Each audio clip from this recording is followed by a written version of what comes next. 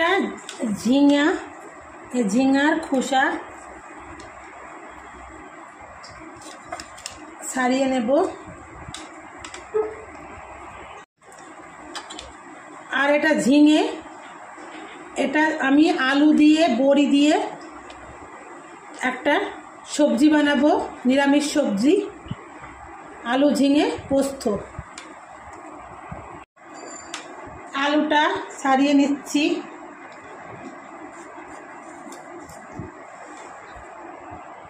কাঁঠালের আটি নিয়ে নিলাম। কাঁঠালের আটি কিন্তু আপনি খোসা ফেরাতে গেলে কষ্ট হবে, তার জন্য আপনি কি করবেন, একটা শিলপাটার পরে এইটা এই যে এরকম করে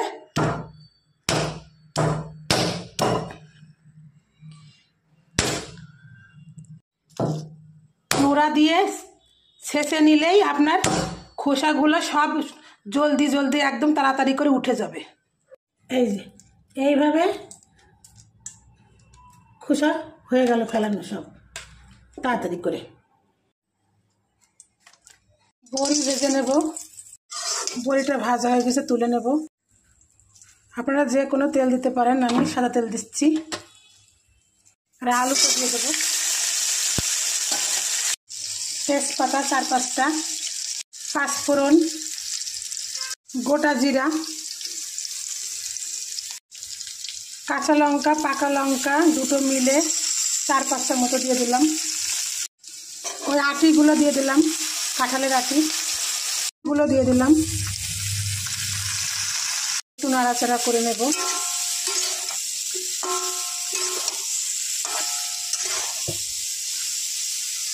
পরিমাণ মতো হলুদ দিয়ে দিলাম একটু, এবার নাড়াচাড়া করে নেব। গরম জলটা ঢেলে দিলাম।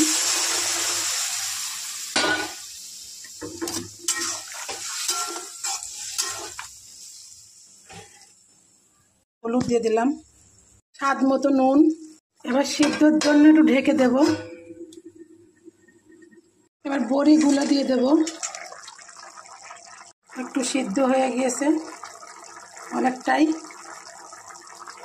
আবার একটু ঢেকে দেব।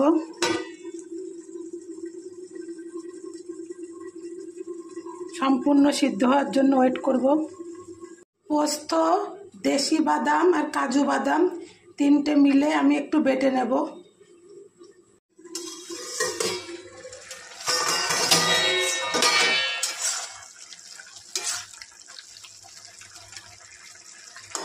পুরোপুরি সিদ্ধ হয়ে গেছে। 2 বাদাম, কাজু আর দেশি বাদাম আর পোস্ত ওটা দিয়ে দিলাম।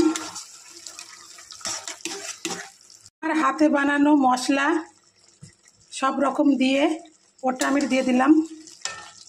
মিশ্রি দিচ্ছি, আপনারা চিনিও দিতে পারেন।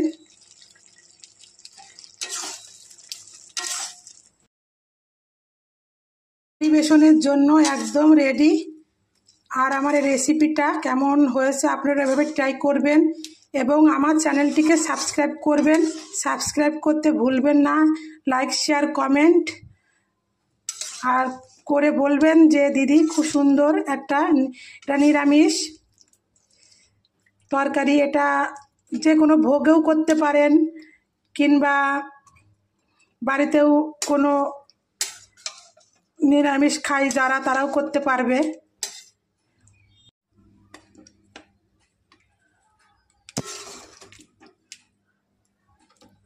আমি তো এটা দিয়েই ভাত খেয়ে নেবো। 1 প্লেট দেখছেন তো, 1 প্লেট ভাত খেয়ে নেবো আমি।